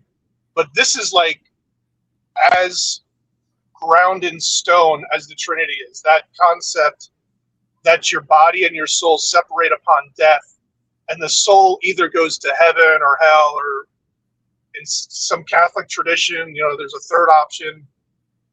That is completely made up. All of that is completely made up. When the Bible talks about a soul or a spirit, it just means that you're alive. Like, this body has life. That's their way of saying, to differentiate between a dead body and a living body. The living body has a spirit, which just means the breath of life. That's all that means. Andrew, So, I like you more and more every time you call in, because we find more and more things that we actually agree on. So my question to you, to try to boil this down a little bit, see where you're coming from, what makes you who you are? Is it your brain, or is it something else? Well, I'm going to go back to what you guys don't really like to talk about. There is no me. There is no me. That's just my ego thinking that there's a me. It's just an illusion. Like, all of the things that I think about all day long and my opinions about things, it's just an illusion, because my ego is so huge. It can't even imagine the fact that there is not a thing called Andrew. It's just made up. Do you believe there's something after death? Oh, yes, most definitely. Does it include you? It does, yeah. So how does that work? So when we die, we die. We go in the grave. That's called Sheol. Sheol. That means in the dirt. So and just a side note, when people talk about Gehenna, you heard the word Gehenna, that's an actual place in Jerusalem where they would maybe do child sacrifice or bury trash or bury people or whatever. So it became like a tradition. Like, if you were a bad person, you would go to Gehenna, which was an actual location. It's not hell. Yeah, they'd probably burn your body. Yeah, you probably know. You probably know. But your soul doesn't get separated from your body and either go to Gehenna or heaven. That's not how it works. So I believe in the second coming of the Messiah. He comes back, of the parousia, second coming, and that's when we will be reborn again. Our spirits we come alive. This body turns into a spiritual body, and we come alive, and then you have to go through the judgment. You have to go in the judgment seat, and you'll be judged. That's what I believe. Okay, so you believe there's just a body, and the body dies, goes in the grave, and then Christ gives you a new body, and it gets resurrected. Yeah, exactly. Okay, that makes more sense.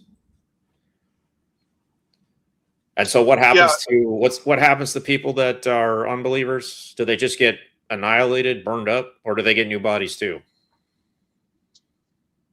Well, that's something that I'm studying. I'm not exactly sure. I believe that everybody gets judged, although I just read a passage that says that you don't get awakened. But I'm not sure that you can take doctrine from the book of Daniel. The book of Daniel, the book of Revelation, the book of Job, the book of some of the wisdom books. I don't think it's wise to formulate your doctrine from those books. So when the book of Daniel says that you won't be I have to read it again. It says something like the imprudent man will not rise from the dirt, or something like that. I'm just paraphrasing it. But I believe that everybody will be arisen and will face judgment, because there are other passages that say that it's appointed unto men once to die and then the judgment. It doesn't say this guy gets judged and this guy doesn't get judged. So I think I'm of the opinion that everybody gets judged when Christ comes back. Well, at least you're being intellectually honest about not knowing for sure. But is your source, like your source material is the scripture, right? I mean, you're not getting information from somewhere else, are you? Where do you mean somewhere else? Like people? Well, anywhere that, like, outside the Bible, like you're getting this stuff from the Bible. Is that your only source, or do you get personal revelations? Do you make this stuff up on your own? No. Anything that I'm not clear on, or, if you're in this world, and now I run in maybe different circles than you run in. So I run in where I come across people that study the scripture heavily. And if they have an answer to that question and they say this because of this scripture and that scripture, sure, I listen to that, but I don't have, like the Lord speaking into my head, that type of thing. Right. So the scripture is you're a sola scriptura guy. Yeah, except that I don't think every word is true. I believe that every concept is true, but I don't believe every word. Right, he's a sola summa scriptura guy. So how do you tell the difference? Is that what that's called? What does that mean in Latin? What does that mean? I made that sola summa scriptura guy. No. Oh, you're making a joke. You're making a joke. Oh, okay. Hey, Elliott's question is a very good one. How do you tell the difference? So you've got this Bible here, and you're not getting it directly from God. I mean, you're not hearing God's voice. You're not having your own private revelations. So you've got this Bible, and you say that some of it can be taken truthfully, but some might be taken in a different way. How do you tell the difference?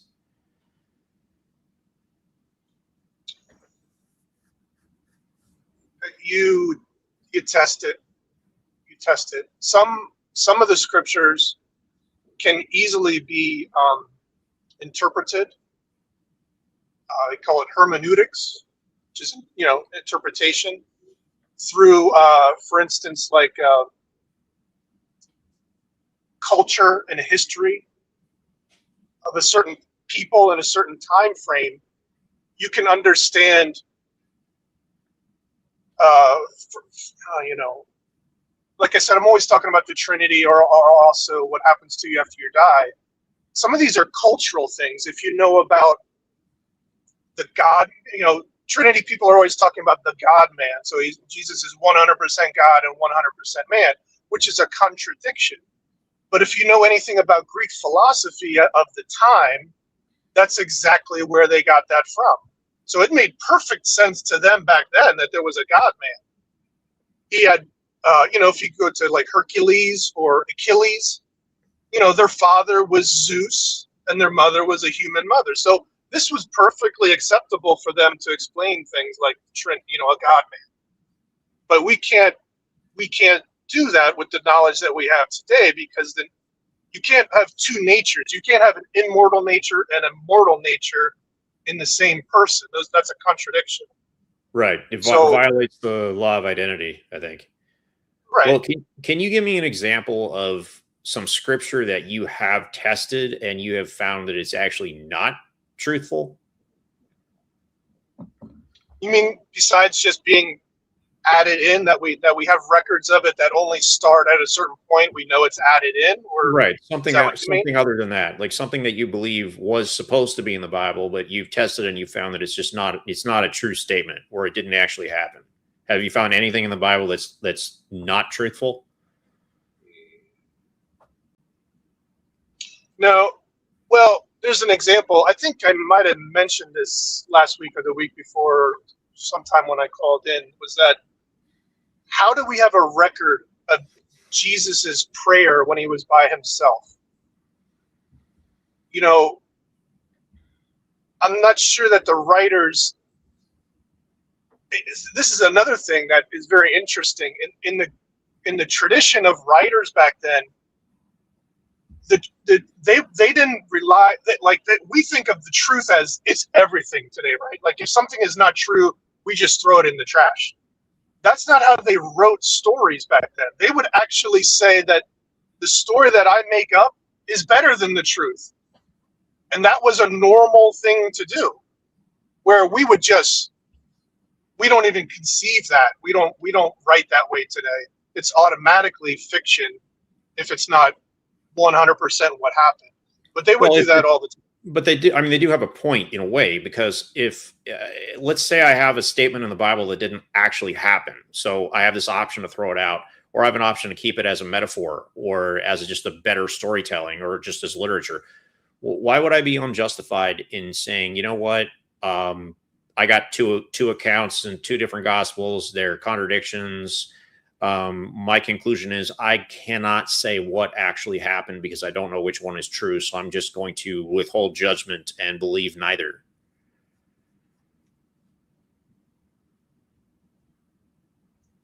Why didn't the writer write it like that? Well, like, why am I unjustified? Why is it unreasonable for me to say I've got two gospel accounts? They don't agree. They contradict each other directly.